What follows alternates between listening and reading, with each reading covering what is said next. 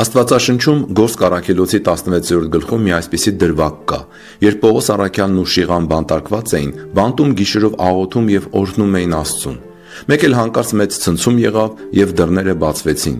Երբ բանտապետը տեսավ բանտի դռները բացվել են, ուզում էր ինքնասպան լինել, որովհետեւ մտածում էր բանտարկյալները փախել են։ Բայց երբ տեսավ, որ Պողոսն ու Շիղան չեն փախել, նրանց տուն հրավիրեց, լսեց, հավատաց, մկրտվեց եւ իր ամբողջ տնով ուրախացավ։ Հիմա հարց այս դրվագից. բանտապետն ինչու իր ամբողջ տնով ուրախացավ ըստ Գործք առաքելոցի 16-րդ գլխի։ Այնտեղ գրված է պատասխանը։ Խնդրում եմ սիրելի բարեկամներ, նախ բացեք ձեր տան Աստվածաշունչը, ցանկի մեջ նայեք Գործք առաքելոց, բացեք 16-րդ գլուխն ու կարդացեք այդ գլուխը, որտեղ է գրված է այս հարցի ճիշտ պատասխանը։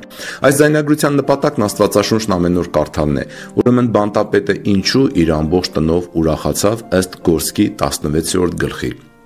Խնդրում եմ միացեք Աստվածաշունչն ամեն օր Telegram ալիքին հազարավոր հայ մարդկանց հետ ամեն օր միասին Աստվածաշունչը կարդալու համար, եւ եթե կուզեք ուրիշ մարդիկ էլ կարդան, կիսեք նրանց հետ այս ձայնագրությունը ձեր էջերին։